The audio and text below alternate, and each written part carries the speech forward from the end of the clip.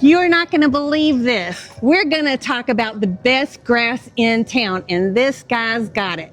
Introducing my friend Queron Smith.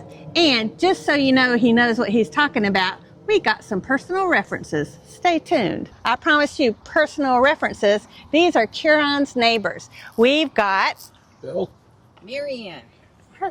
and they are here to tell you that this is the real deal. Tell us about Queron's grass. Is it awesome?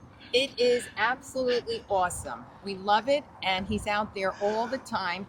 And my husband's recliner in the living room kind of faces the window, so then he's always out there saying, "Oh, Q is outside again," and just amazing, amazing grass. Queron's really tall, so he's going to hold the selfie stick and talk to you about golf course grass. stop.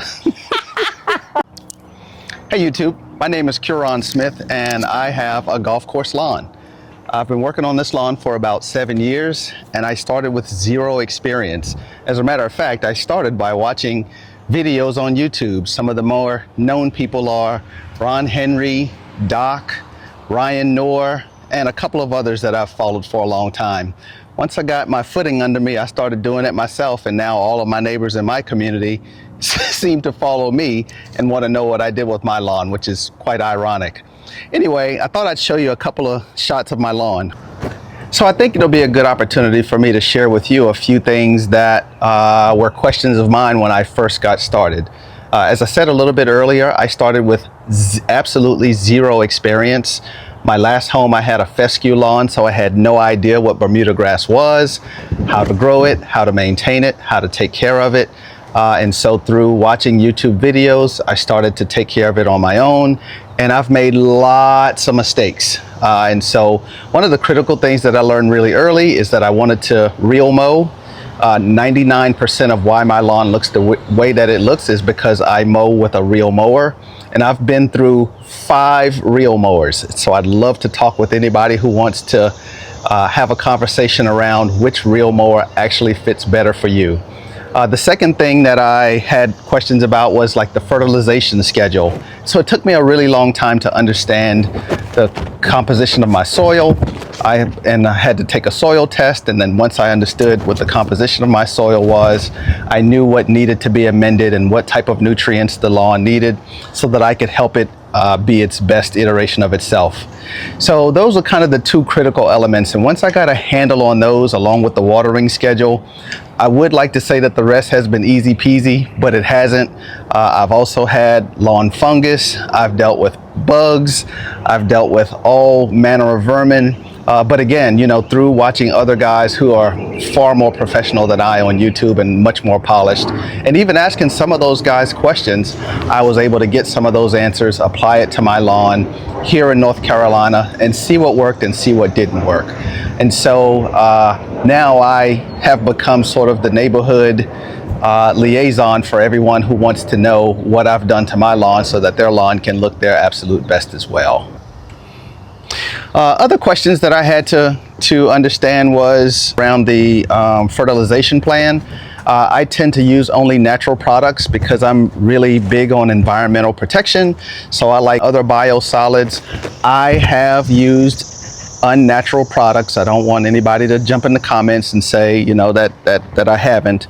But my tendency is always towards as much natural stuff as possible, particularly for fertilization, because I understand that stuff gets recycled back into our water, etc. This season's been particularly difficult, I just got to be honest with you, because if you're in the Raleigh, Durham, Chapel Hill area, we've had significant water restrictions, meaning we can't water at all.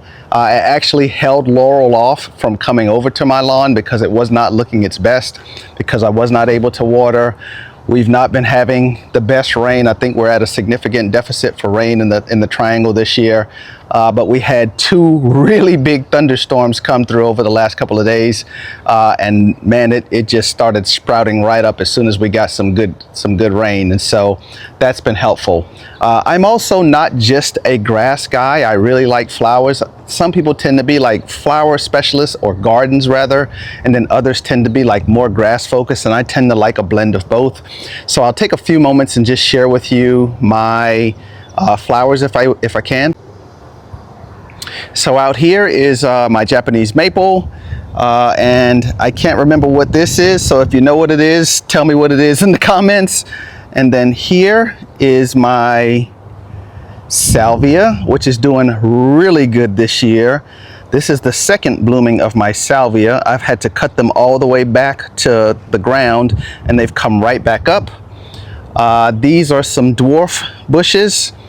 Finally, out here is my Gora whirling butterflies, and it's one of my absolute favorite flowers. It's doing really well, but my prize of all is my hibiscus, which is not blooming right now. It bloomed continuously for like 10 or 15 days, and it's a beautiful white flower with a pink center.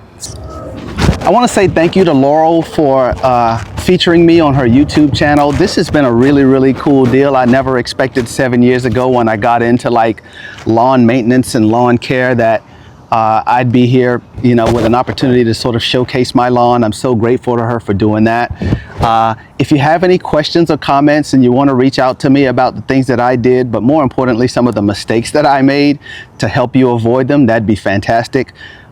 It's fresh on my mind at the moment, so I'll just share it. This was a sodded lawn, not a seeded lawn, which is very different. And so I'm happy to talk to you about, you know, Bermuda sod versus Bermuda seeded lawn and how you maintain either and plant them both.